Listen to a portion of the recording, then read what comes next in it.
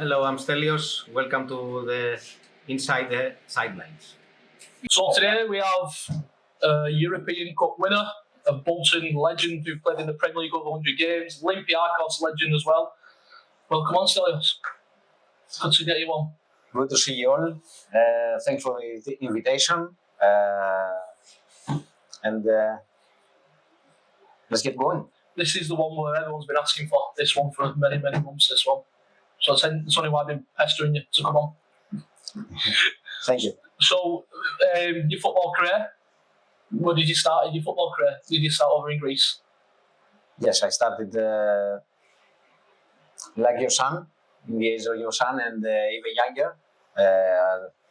As long as I remember myself, I was playing football. I come from a football family. My father was playing football as well. And I grew up, I remember, with my father when he was playing and coaching at the same time. So I grew up half of the day in a dressing room. You know, it's the smell of the dressing room, the smell of the football, and I loved it as well. So I started very, very young, and I did all the things that I did it from a very, very young age. So it helped me a lot to be more matured than my age. It helps a lot. So what's your first position you played as a player? So young lads? I was playing up front, all the positions, right, left, striker, behind the striker, all the positions. Did you enjoy playing positions? Did you like playing wide more so? No, I was playing mainly where the ball was. You know, I was very attracted by the ball, so I was moving right, left, in the middle, wherever the ball was going. A bit more anarchy football, like we say. But you know, in these ages, there is no basic structure in a game. You just go up there and enjoy yourself, enjoy football. Do you think that's gone away from the game a little bit? That enjoyment factor, is it now too organised for the kids especially? Yeah, you know, as you grow older and you go to an academy or a setup, like an academy, there's a structure, there is certain positions with duties and responsibilities. But you're absolutely right. What you say, this flair with the game, with the ball, this freedom that the people, the fans, pay the ticket to see this thing. As the time goes on, we miss it. We don't see the individual football. We see a structure. We see athletes. How many meters you run? How many high sprint intensity? How you did? Yeah. How many minutes you were in the red zone, etc., etc. You know all these stats. But the basic element is the football, the quality, and how we're going to combine those things. Because if you only have the one, you cannot stand in the high level. But if you have the other one of the athleticism, maybe you can stand. Who has both makes the extra mile and makes the whole difference. So, with respect to that understanding, what type of player was you? Was you more skill orientated or fitness? I think I'm a kind of both, because my generation was more skill and less athletics. But as you grow up and you play in the higher level, you need to train harder. You know, you need to go and make the extra weights in the gym. You need to measure yourself. You need to measure your bloods, your this, your that. It's a whole system behind that, and you know that as well. Yes. You've been there with Bolton Wanderers, so you know what's required in the highest level. And I think nowadays you need to combine those things in order to provide your qualities on the pitch. So when did you start really taking it serious, you know, with respect to getting an understanding that you was a very, very good player and maybe had a chance of becoming a professional? Or was it just still a dream? I became professional very, very young, and 16 and a half years old. 15 and a half, I was a semi-professional in my hometown back in Athens, in my home team. And 16 and a half, I became professional in a category equivalent here with League One in Greece. So this was the time that I was starting to see myself as a more serious professional football player. Of course, even younger, I have a dream to become a football player, of course. And I worked very, very hard for that during my whole career, not only when I was young. So when you signed then professional, was that full-time football, or did you have a job at the side and training around work? No, I was going to school. I haven't finished school until I was 18 years old. Right. And I was a professional footballer. So I didn't have another job besides that. It's pretty mad, isn't it? Like the school provided by the club, or just the... No. General school? Normal school.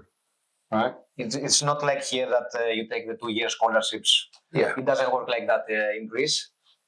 But now, studies and then football. Yeah, but now there are football schools, especially for the big clubs, Olympiacos, Panathinaikos, AEK, PAOK. They look after the academy players, and they look after their education as well, which was not happening in my years back then. So you're at this club then. When did you make the move over? I played one season as a professional footballer. We got almost promoted in my first year. And after my first year finished, I got transferred to another League One club in Peloponnese called Olympiacos. Right. So year after year, I had 3 consecutive titles. Not 3, 2. 2 consecutive promotions. League One 1 year, Championship 1 year, Premier League 1 year in Greece. So in the end of my 3rd year that we're playing in the Premier League in Greece, I got transferred to Olympiacos. How old were you? I was 22. Did you have an agent then? No. Me and my father. Your father. Big influence on your career? Massive because he was a footballer himself.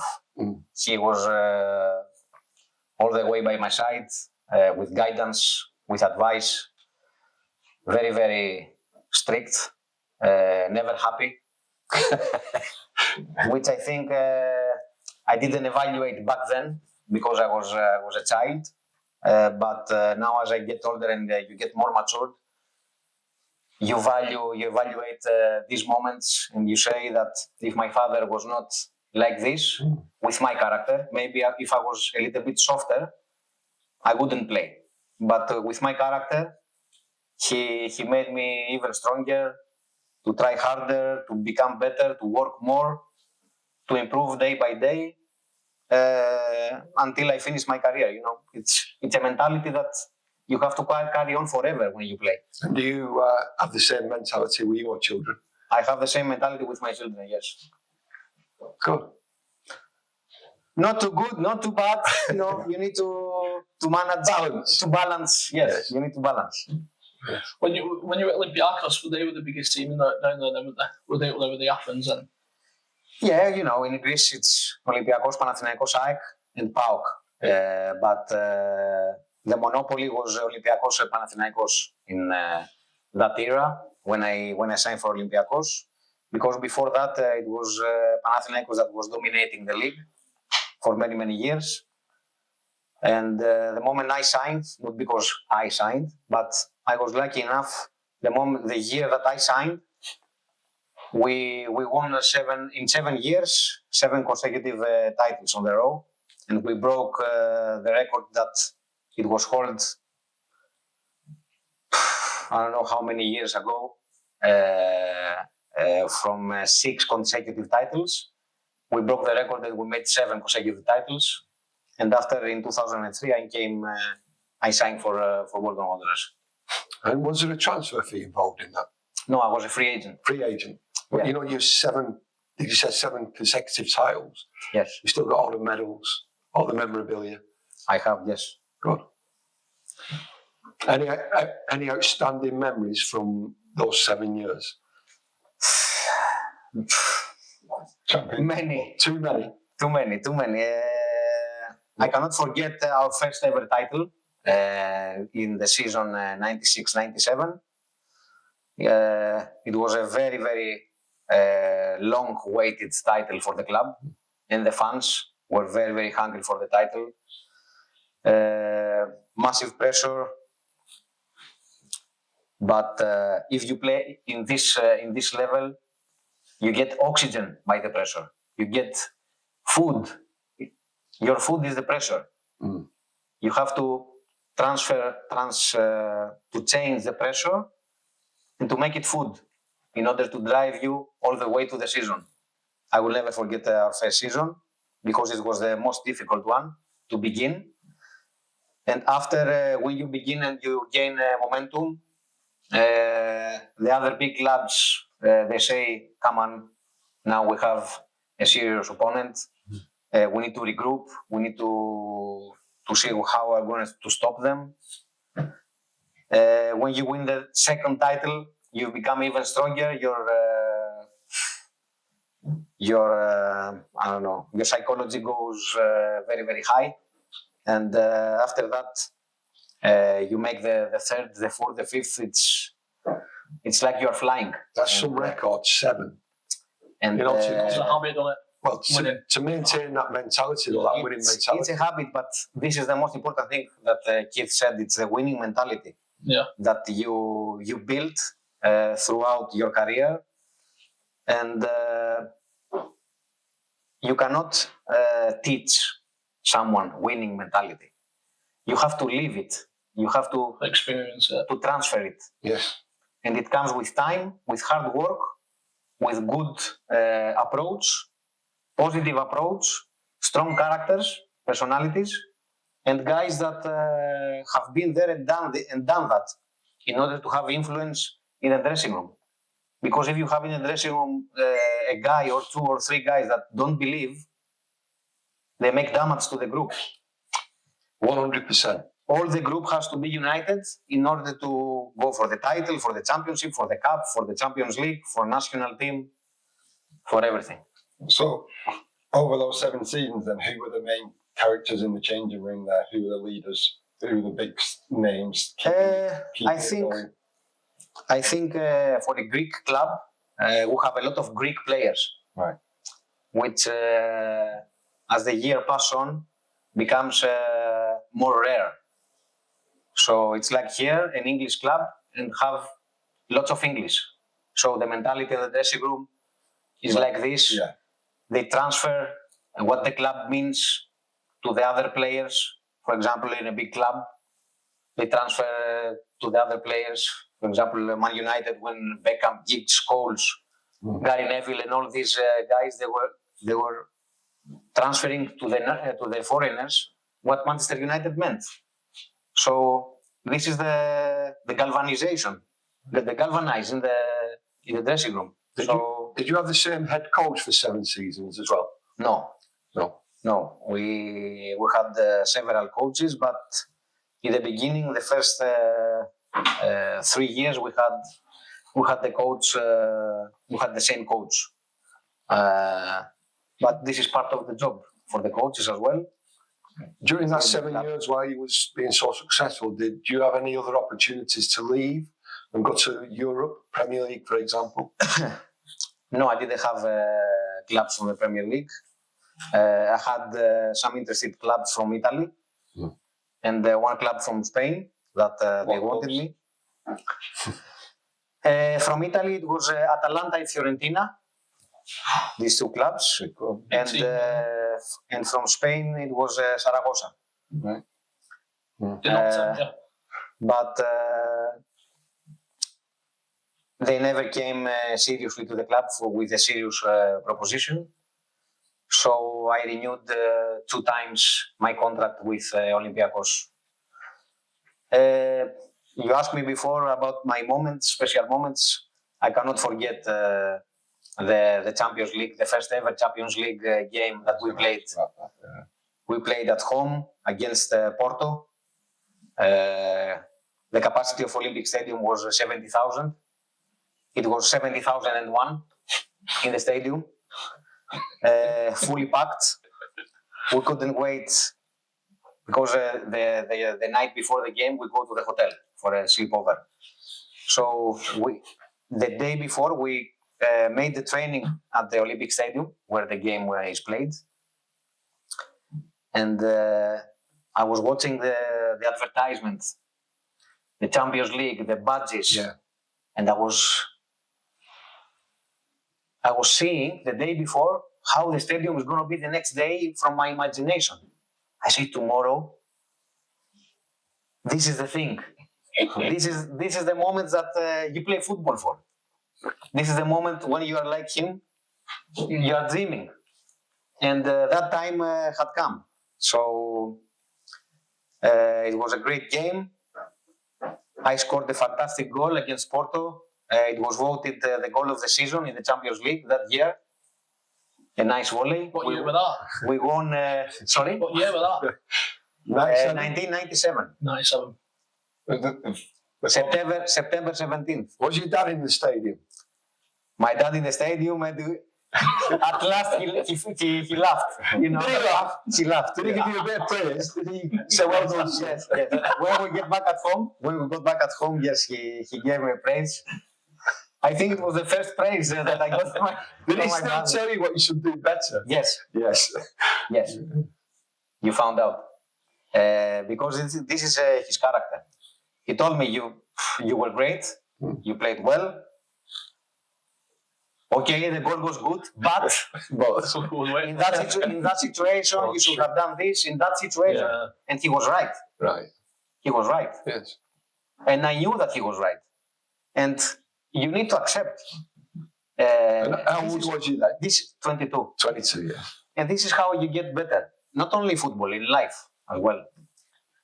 And these are part of my principles in life. You need to be challenged, don't you? Yes. You do, definitely. 100%. And when you mention the coach, his name is Dusan Bajevic, and he was never happy. You know, he was telling us it was already mathematically the league ours. Yes. Mathematically, we have been the champions, and he was serious in the dressing room. Guys, nothing is finished.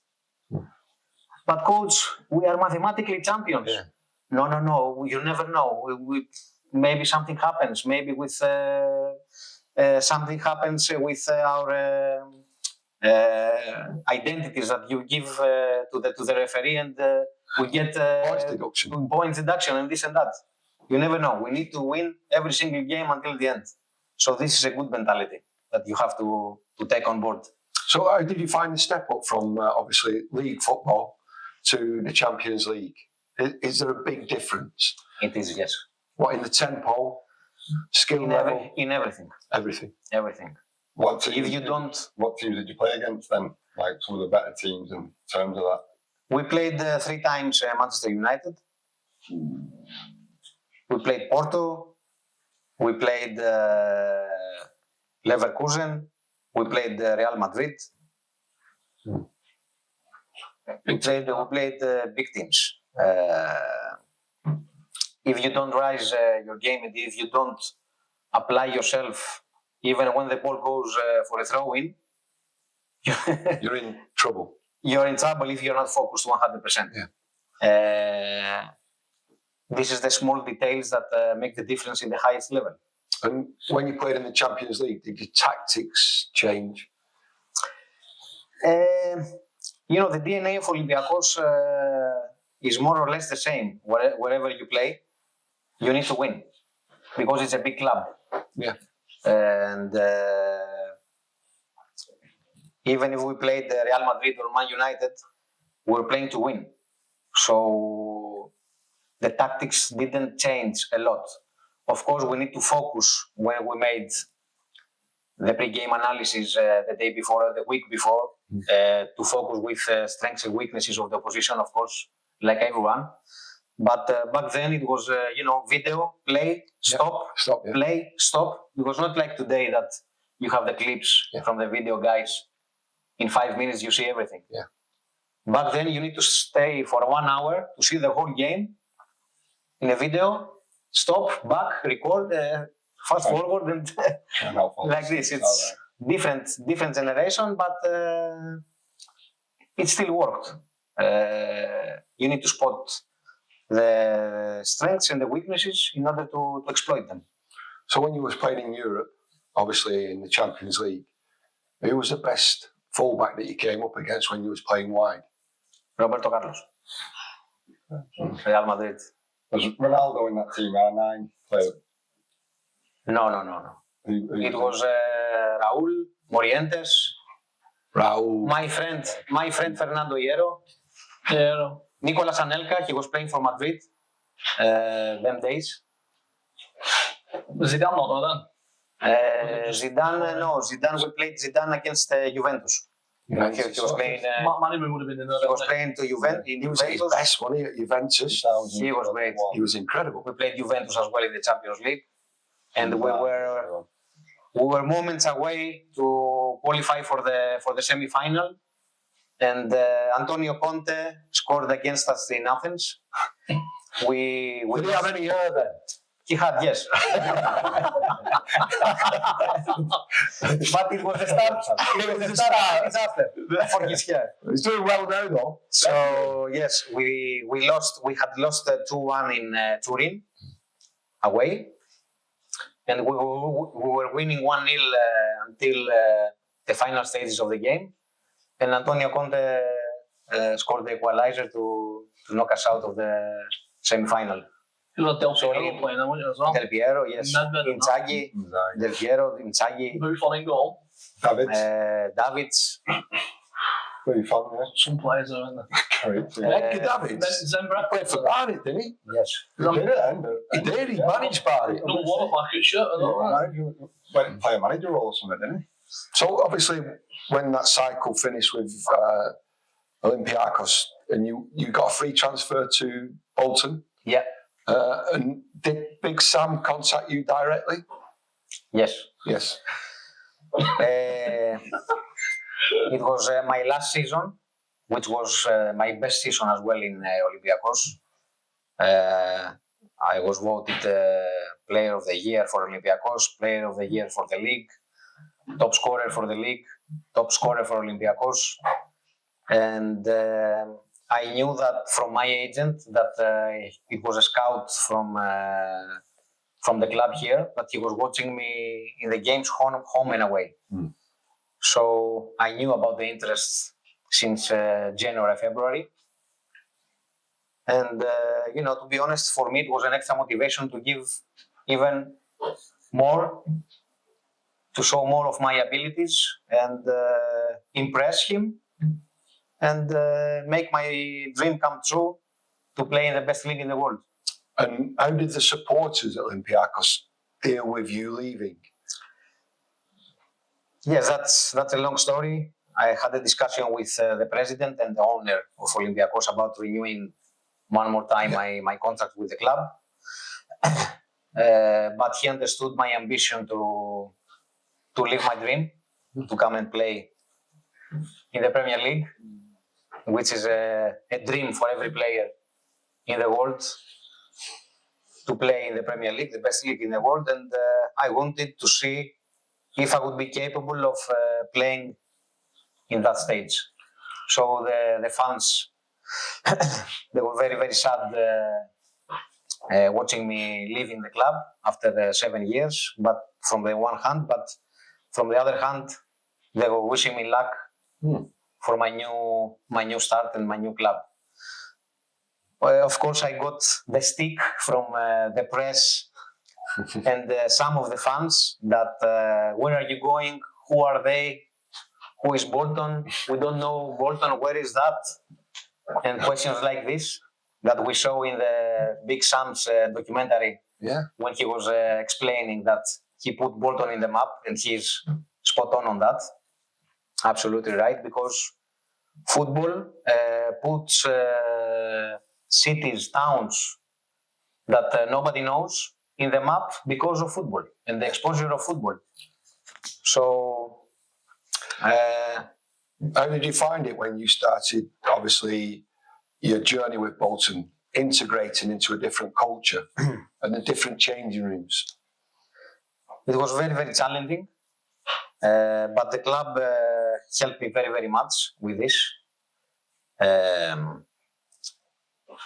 All the backroom staff, they were very, very helpful for me, for my family. I came with, we already had our first son, 2.5 years old, and my wife was pregnant and almost she was ready to give birth to our second son. So it was not an easy situation for me and my wife to decide to come to England. But the dream was big, the ambition was big, and we got on the plane and we came all together here. And who did you make your Premier League debut against?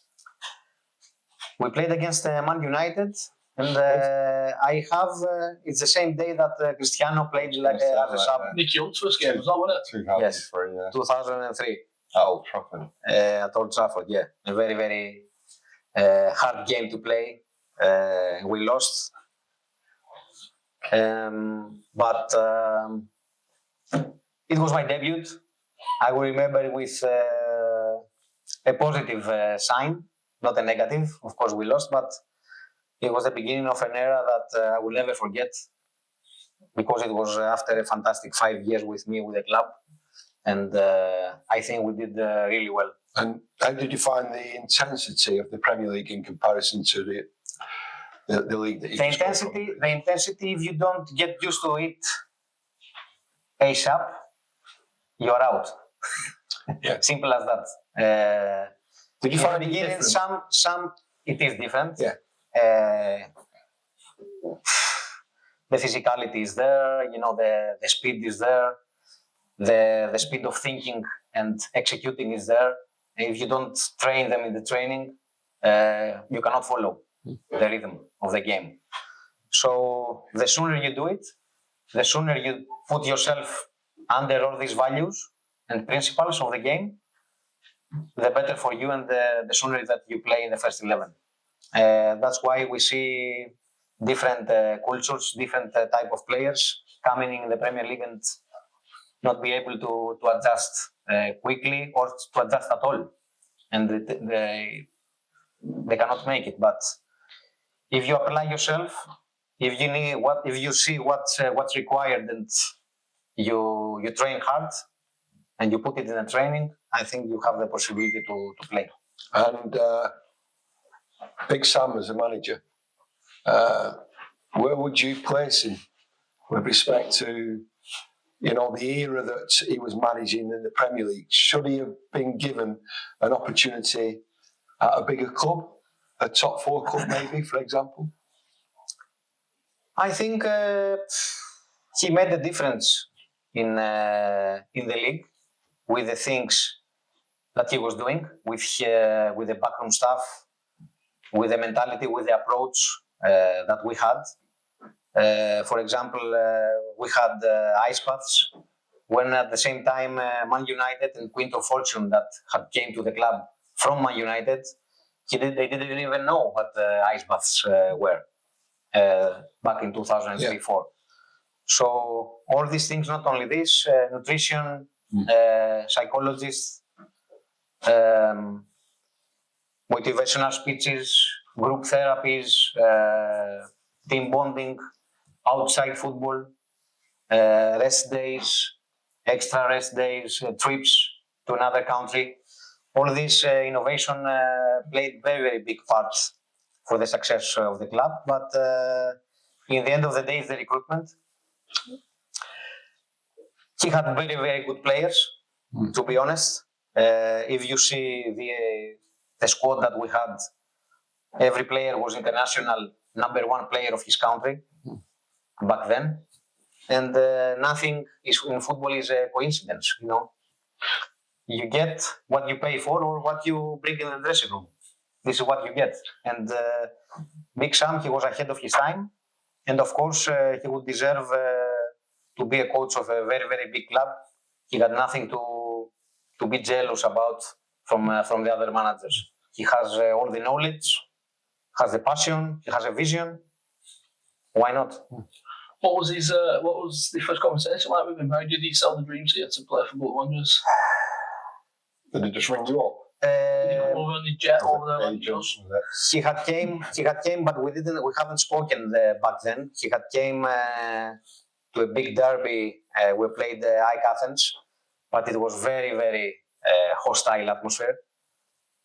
And he left. He couldn't stand the atmosphere, and he left. And the moment he left, I scored the goal. He didn't see the goal. We had to send a DVD to him in order to watch the goal that I scored. We spoke when I was about to sign for the club, because I was in the national duty and I came later. So he was having his vacation. I came here to sign my contract and leave for some extra vacation before I start my pre-season. So before I signed my contract, I had a very, very 30 seconds, 1 minute conversation with him. He welcomed me to the club, and that was it. Did he show you training ground before you signed? No, because they knew that if they showed me the training ground, maybe I didn't sign for them. That was at Exton. That was at Exton, yes. But they were. It's not too bad, is it? You know, It was very bad. It was, but it become a lot better. after they fixed it, and it was top. Yeah. It was top draw. They were very, very clever, and they put all the new players that they were about to sign to the reflections, to the restaurant of the Reebok. That you see from the reception, from the restaurant, you see it's behind the goal. Yeah. It is very, very, luxurious and this and that. So you see this. We don't see the dressing. It was a good trick. I cannot. They did say with JJ as well, didn't they? He got his They did this with all the players. Give them a good feed when they come sign. Premiership ground. I give them to credit. Okay, clever. Showed you before you sign your contract. Sign your contract, I'll show you training ground.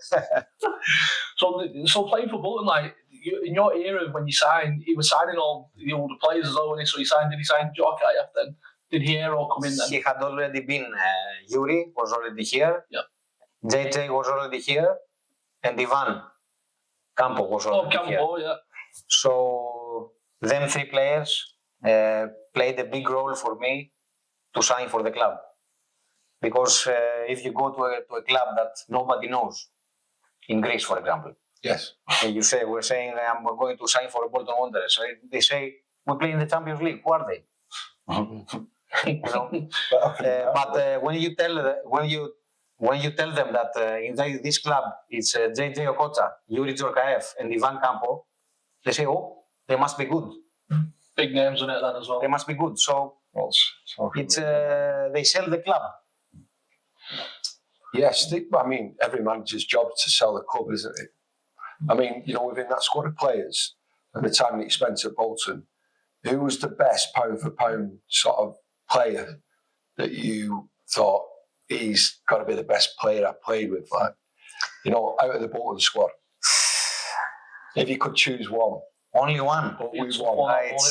It's very difficult. Only one, but. Did you play with Nikos Anelka? I did, yes. Well, Juve as well. I played with Juve as well. What was he like playing with? he was good to go out with. Juve, if you go out with him, you had the trouble. You had the trouble. You played with sorry? Jardel with Rousseau and you there, was it? Jardel, yes. What was he like? With Jardel, we played against when he was playing for Porto. And he was number one in Porto. But if I had to pick one, I would pick Fernando Hierro. Yeah. He was a winner. Because, you know why? Because in football, you know better. When you see a player that he can read the game so well, he can scan and spot the weaknesses in the first 5 minutes of the opposition. And he knows before the ball comes to play with one touch to exploit the weakness, this is the player that you admire playing with. Was it when he was? But it's a pity for the other players that I cannot choose. Of course, JJ, Yuri, Speedo, Yufi, Anelka, Gary Speed, yeah. You had Bergson in there as well, didn't you? Ricardo Gardner, Yeah. You know, Kevin Davis, Kevin Nolan, Edison and that. What you talk about- Jokelainen. If you go from 1 until 11 and more, so you could choose your best 11. I can choose 11 players. Yeah. You cannot choose only one. It's Would you be in your starting lineup if you was the coach? me. Yes. Yes. In that era. Not because it's me, because I know who I am. What strengths you bring to the team, I know, yes. and your teammates must know that as well. This is what you call a team. Yes, This is how you call a team. 100%. You know your qualities, you know your weaknesses. Your teammates know their qualities and their weaknesses as well. I know their weaknesses and qualities as well. So, for example, if you are left-footed and I pass the ball to your right foot, it's a mistake. Because I should know that you're left-footed. I should pass the ball to your left foot. And all these small details that make the difference in the elite level. So if we go back to Herrero at the time, when he played for Bolton, was he a better defensive midfield player or a central defender? He played better as a number 6, despite he was a central defender. The same happened with Ivan Campo, Yes. because Ivan was playing centre back in Madrid. And he came to Bolton and he played number 6. So when you see these capabilities, you admire a player even more, because you can see that he has an extra talent to play in another position. And not only play in that position, make the difference as well. And Fernando made a big difference, and he had an impact on the game as well for the opposition. You know, the opposition, when you play in this level, the opposition with a body language admires or not and respects or not a player. And this is, you understand from the instinct that when it happens.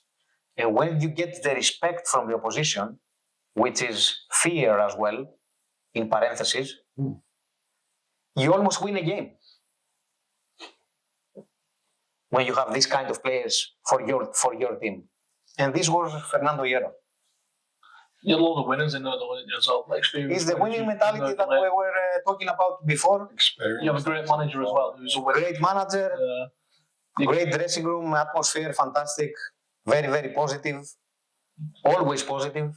Even when sometimes for some periods the club was struggling to get results, the atmosphere in the dressing room is what brings you together. And you stay together, you fight together, and you go to the sunshine together again. Yes. There is no secrets in football. These are the basics. You start from the basics, and after the individual talent comes on the pitch. You cannot teach as a coach to a player how to dribble, how to shoot, how to do this, how to do that. When you played for Sam, Yes. there was a certain structure, but within that structure, did you have a lot of freedom? Yes, that's exactly what was happening. We had the structure from Big Sam. We had the basics, duties and responsibilities of each position. Yeah. But in the end of the day, when I was in the final third, I was not expecting from Big Sam to tell me how to shoot or how to finish. When I was about to dribble, I was not expecting from the manager to tell me, you're going to dribble like this or like this. You're going to make the fake shot, cut inside, and another fake shot. This comes from the talent, from the gift that you have from God. And thank God that we had many players that could do these kind of tricks back then. Many players. See, you didn't always play out wide, did you, for Bolton? You played through the middle a bit, and didn't you, with Campo? I've played everywhere, in all the attacking positions, and I also played because we were in need in one game against Norwich at home. Luckily, I scored. I was just going to say exactly what I scored. I scored It was voted the goal of the month. It That was day. on Tuesday night. as I well, played. remember. I played number 6 in that game. Who did you play there with? With Speed in there, then? I think it was Speedo. Yeah, me, Speedo, and Nobby. It's another talented player, isn't it? Speed. Was he a good player to play with? Speed. Fantastic player. He come from Newcastle, didn't he? Fantastic player. Fantastic character. Yeah. It's a shame. It's a shame what happened with Gary. It's a big loss for his family, for the club, the fans. Unbelievable guy. You know, you was in the era where Kocher was captain, and then he got taken off, and Nolan got it. What's between them two as captain? Obviously, you got a world-class player in Kocher, and then you got Nolan as a young lad. He was younger than all you lads, when he was one of 20 in his early 20s. He got captain of obviously Wanderers, and then what was the difference between him as a captain and Kocher as a captain at the club within your era of players? The captaincy is a big thing. For my mentality, I say, I don't know about others, it's very difficult to accept because I was almost 30 years old. I was 29 years old. And Kevin was 20, 21 years old. Yeah, he was playing in the under 21s for England. I was playing, I had already played the Champions League, national team, this. And won 7 titles. Yes. The Euro as well. To have a player in the age of 20 as a captain, it's very difficult to accept. But credit to Nobby, his character, his body language, his attitude matched the armband. So with his behavior, I accepted him. You know what I mean? It's very difficult, but with your behavior, I can accept you. Simple as that. So he deserved. Like a respect, isn't it? It's a respect, yes. So if the manager believes him to be the captain, Give him a chance. of course you give him a chance because the manager is not stupid to give him the captaincy. He's captain every club he's been at as well, hasn't he? Newcastle, West Ham, he was captain. So it's not a coincidence. You see after Bolton the years that he was captain to the other clubs as well. So it's no coincidence. And you know, after your first season at Bolton, is that when you went to the Euros 2004 Yes. with Greece? It was the first season that I didn't win a title with the club. First season. First season, and it was written So you won the to Euros. win another title with national team instead. And That's how old was you unbelievable. then? 23, 24? Sorry? Was you 24 then? 30. 30, 29. sorry. I came 29 summer. Next summer I was 30. 30. 1974, 2004. And you won the Euros with Greece. Yes. Was that in your hometown, that as well? Was it in Greece that you woke up? Was it Euro, sorry? No, it was based in Portugal. Was it in Portugal? Oh, right, okay. We played Portugal in the first game, in the opening game, and the final. Did you lose to them in the first game? We beat them twice. Right. 2-1 in the first game, in the opening game, and 1-0 in the I final. remember the final. Yeah. Did you score in that tournament? No, I didn't. Was you captain of Greece then, though? Me? You were the captain then? No. Was you not? I was Zagorakis. He had played for Leicester. Oh, right, okay. What position were they? Number 8. In the middle of the park. Do you know in A that, little bit right, who did you but have, central. in your group, who did you have in your group for Euros? We had Portugal, Spain, and Russia. Some group. We beat Portugal, we drew Spain, we lost against Russia, but we went through as seconds. After we played France, and I think we played the best France of all time. Thierry Henry there. Zidane. What Henry, Zidane, Walter, Vieira, Pires, Barthez still in there. Barthez, Desai at centre half. Desailly, Petit playing that. Sylvestre, Lizarazu, all the. Oh, Ludovic Gulli as well at wide. It was creme de la creme, as you say, France. the best team ever. And we beat them 1-0. And your tactics? Our tactics, very, very compact. As long as you lose possession, everybody behind the ball as soon as possible to the shape. Be as clinical as possible in the final third. No nonsense. Very, very serious. Who was the central defenders for you in that tournament? Because I remember them being outstanding. There were Traianos Dellas, the tall guy. He played for Roma. Michalis Kapsis. He played for Olympiacos, AEK, Bordeaux in France. Left back Takis Fissas. He played for Hearts and Panathinaikos. Right back, it was Seitaridis. He played for Panathinaikos and after he got transferred to Porto after the tournament.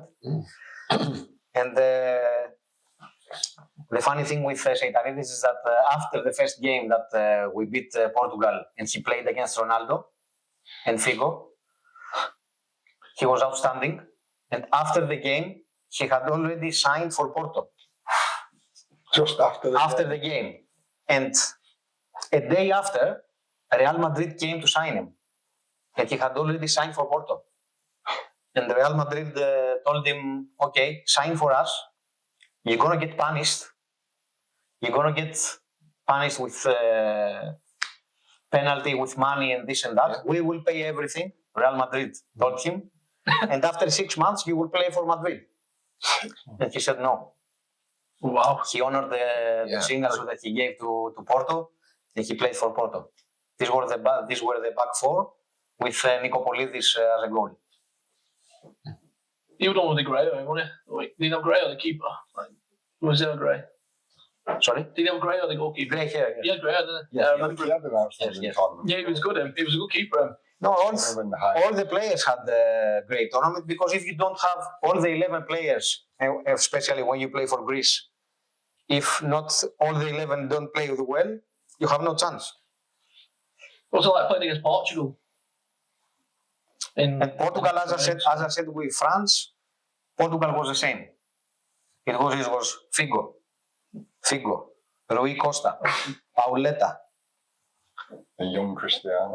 Cristiano, 19 years old, 20 years old. You see, it's the best, one of the best, maybe the best Portuguese side ever. And what is international football like, tempo-wise, in comparison to the Premier League? Tempo-wise is slower. Slower build. Slower build than the Premier League, and softer than the Premier League. Could you actually take Premier League intensity and play it in international football? You can, but sometimes the referees, the advisory that they have from UEFA, for example, they are not allowing the physicality that the Premier League has. For example, when you go with the stats, sometimes 50-50 stats in the Premier League, the referees say play on. When you go with the stats in European competition, it's a foul. Yeah. This kind of thing, it's more protective to the more technical players, more protective to the physicality. They don't leave it so much as they leave it here in the Premier League. Have you played in the World Cup? No. I haven't played. I had the opportunity to play, but I was too honest. This is my character. Because I was without a club in 2010 in South Africa. I was without a club. I had almost signed for my next club. And I was not training with the club. But the manager, he wanted me to the squad. And I told him, I don't want to come because it's unfair. It's not fair play to the other player. To take a place in the 23 players of the squad, of another player that maybe he's young, maybe he's ambitious, this and that. And I say, thank you very much. I will stay at home, bring another player in to the squad. I could have gone to the World Cup and maybe I was playing to the World Cup. But this is how I saw it as a character. I think it was better for me to step down and give the opportunity and space to a new player to step in. So back to the Euros. What round was it you knocked France out in? It was after the qualification round, so it was final 8. Right. So who was semis? Quarterfinals. Yeah. So who was next after France? After France was Czech Republic, the semi-final. We went to the extra time, and we beat them 1-0 from a set piece from a corner. I had the opportunity to score in the extra time against Peter Cech.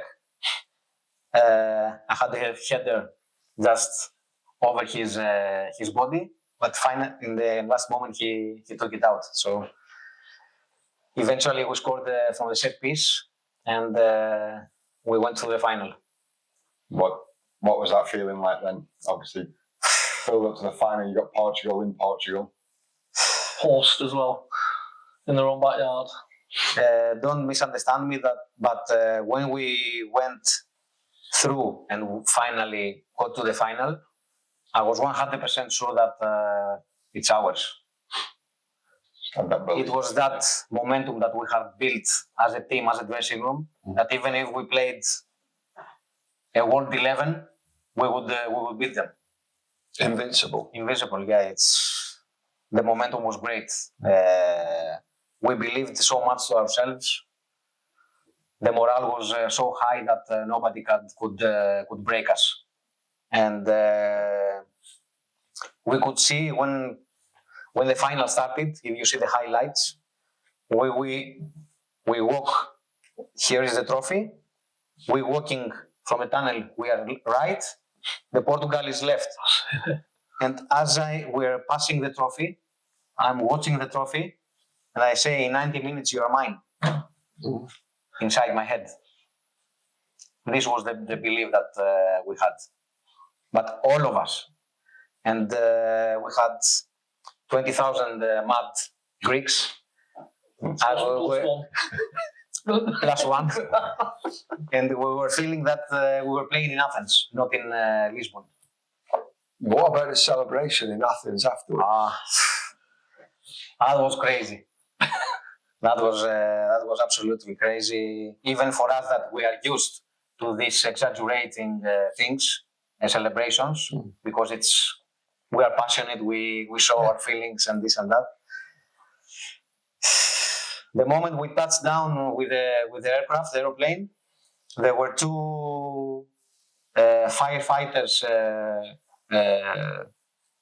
cars, the big firefighters.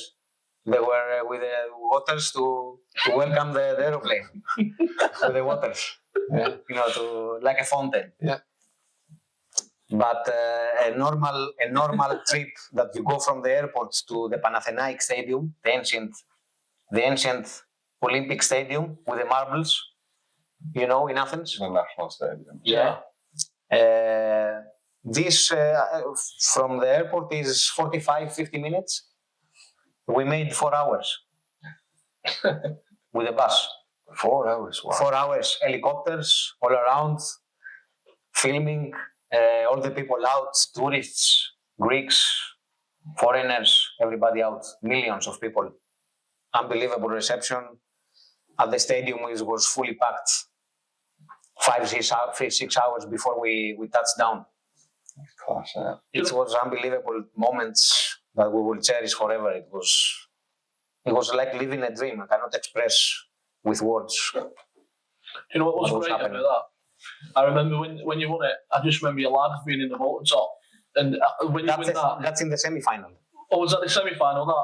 Okay. That is after the semi-final final whistle.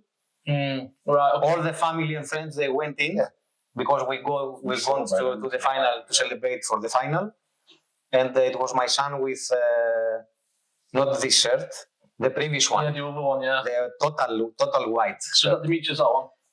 That's Alexandros, my eldest one. He's 25 now.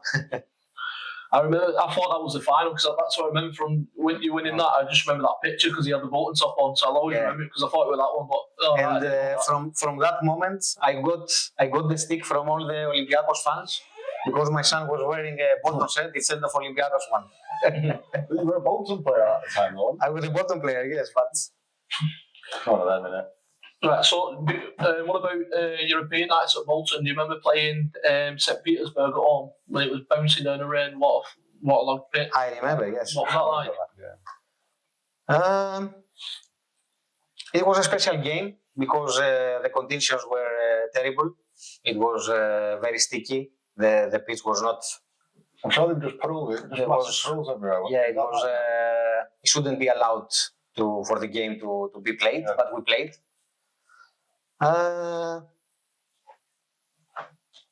Yes, I remember Sporting Lisbon, Atletico Madrid, Bayern Munich away, 2-2. That's the most memorable one, isn't it? The Bayern Munich one. That's a big statement for the club. That game, that particular game, and we didn't play our first 11. Our team was not the good team.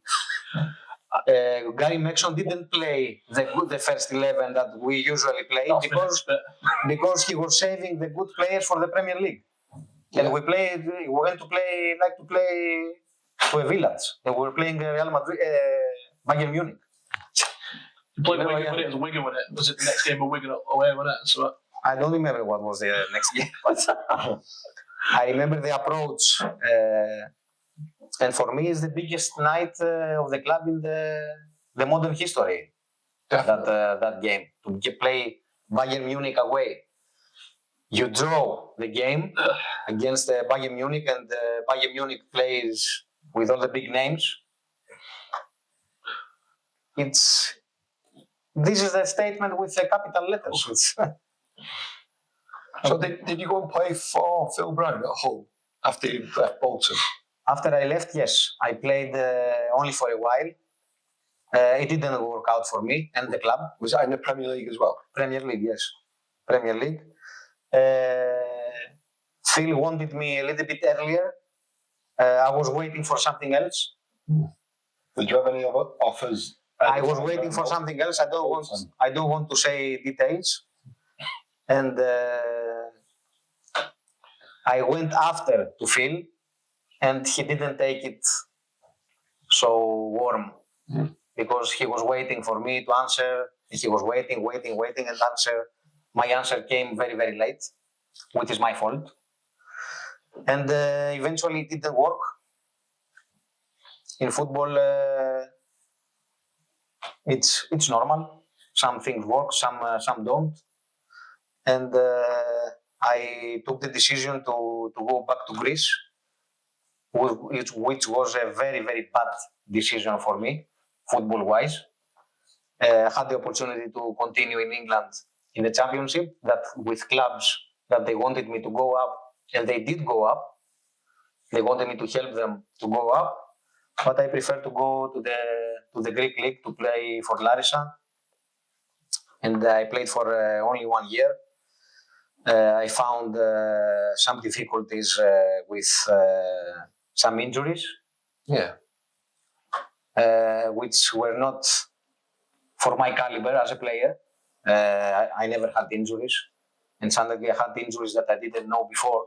For example, I had a pain in my back, and I can play and feel nothing for my back. So it was very, very strange for me, for my body. And what age were you at that point, and when you'd gone back home? 34, right. I think. Yeah. Do you still play football now? With my friends, yes. Yeah. Of course. Of course. Football is a disease, as we say. And it's the most wonderful disease that it can happen to you. Well, you've had an outstanding career, and, when you get into 30 plus years, yes, did it become difficult to maintain a standard and a drive? No. I just made a mistake of my options. I didn't turn the right way, I should say. So, of course, you have to learn from your mistakes and transfer the knowledge and the experience to the next generation. Yeah. So they don't make the same mistakes that I did or you did. This is our job, to mentor the next generation to avoid mistakes and stupid mistakes that we did. This is what you do when you love something, when you have passion with something, to transfer to the next generation. Yeah. Let's go back a little bit. What happened with Rafa Benitez when you were at Bolton? How did that come about? That's a great story.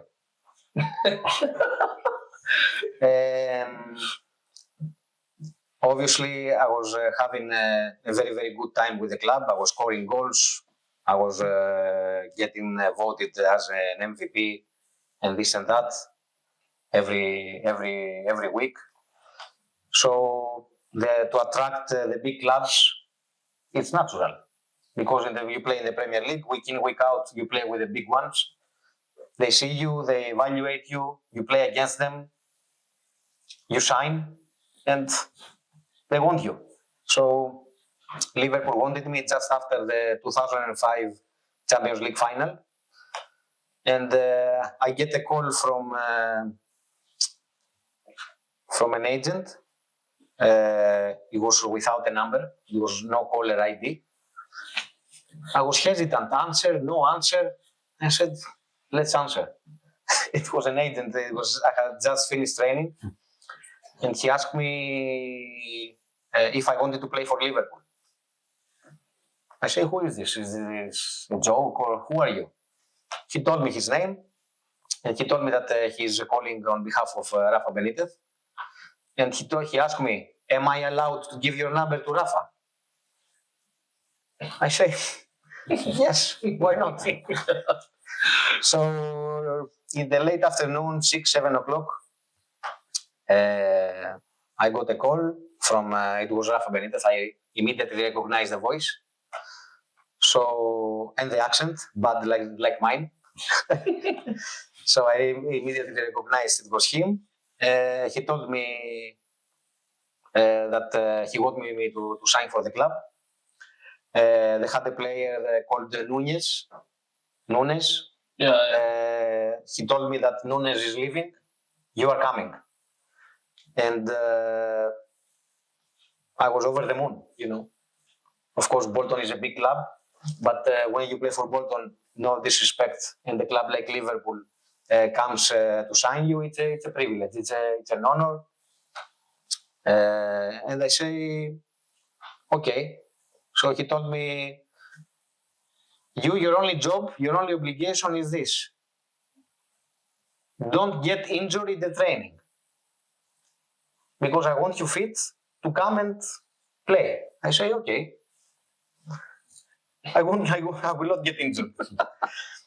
So he was calling me every single week, every single day during a week. And he was asking, he was saying, before the training, Stelios, don't get injured in the training because after the training we will send the proposition. I say, okay. After the training, he was calling me again, Stelios, everything okay? I say, everything okay, but where is the proposal? He said, yeah, the lawyers, they're dealing with it. Okay, next day, again, before the training, Stelios, don't get injured in the training. I say, okay, but you have to proceed. It's not. It was not a joke. So you have to proceed. He said, yes, okay, we proceed, but they never did anything because I heard some other stories that I don't want to mention. It's private. That it was a good reason for me not to go to Liverpool because it was like a conflict of interest with Bolton. So I renewed my contract for 3 more years with the club because I didn't leave. So I renewed for 3 more years instead. What did Big Sam say about that? Liverpool wanting you? They're not saying. I told him, listen, Gaffa, put yourself in my position. You are Stelios and Liverpool is asking you. what would you do? He said, okay, I would go to Liverpool.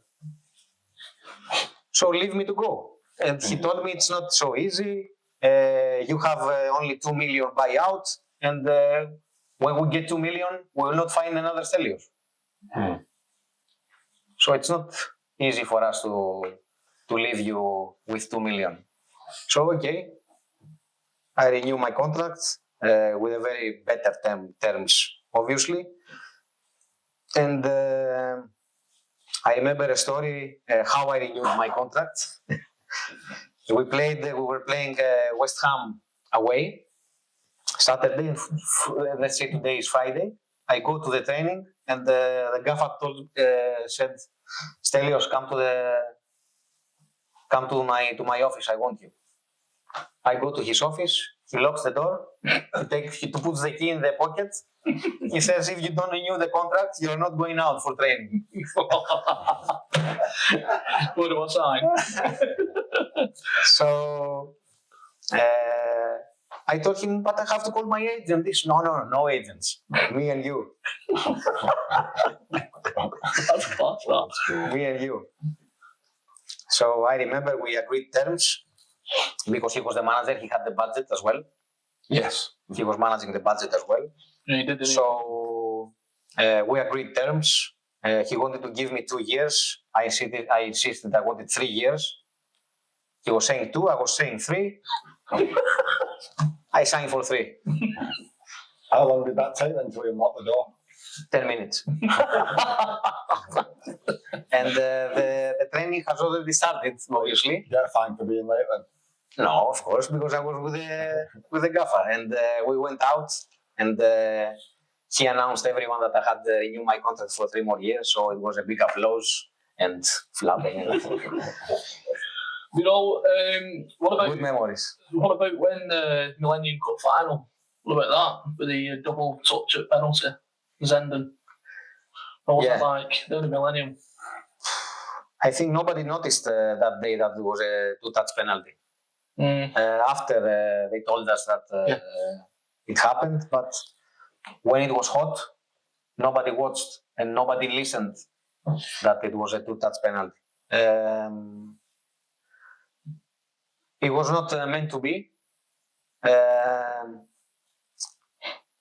This is the 3rd cup final that I'm losing in my career. I had lost 2 more cup finals in Greece. You cannot win every final. But it was a great experience, and for me, for the fans, to go to the Millennium Stadium, big crowd. All the fans were very, very proud for the badge, for the team. We achieved to play to the final.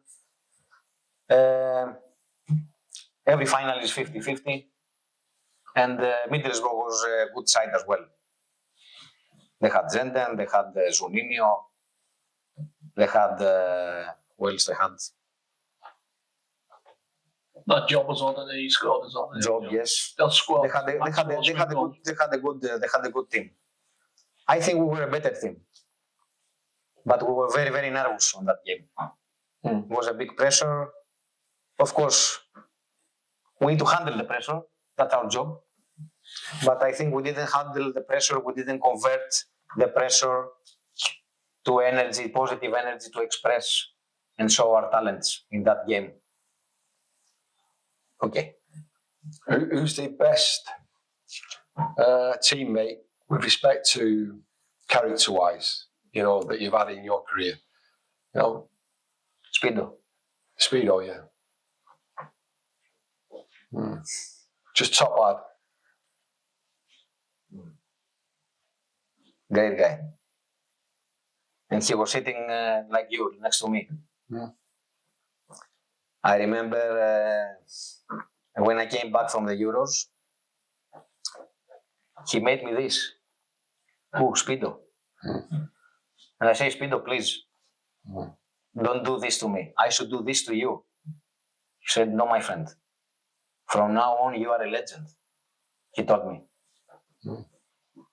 But even then, he was this kind of guy that I couldn't accept from him to tell me that I am a legend. You understand what I mean?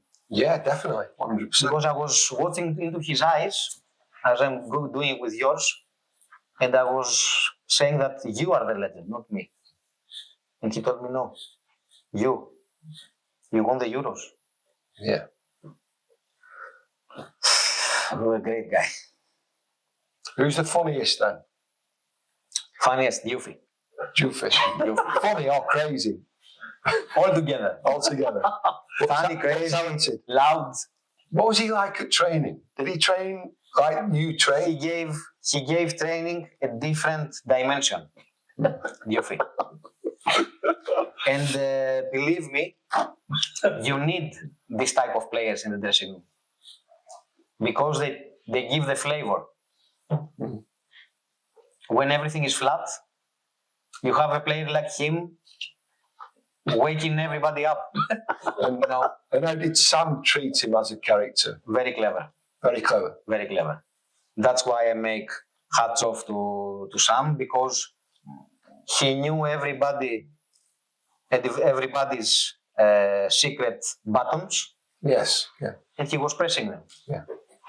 And he was taking 100% from each individual. So he knew what I'm like, he knew what you are like, how you feel like, and everybody. So that's very, very clever for a manager, because in that level, you need management as well, not only coaching.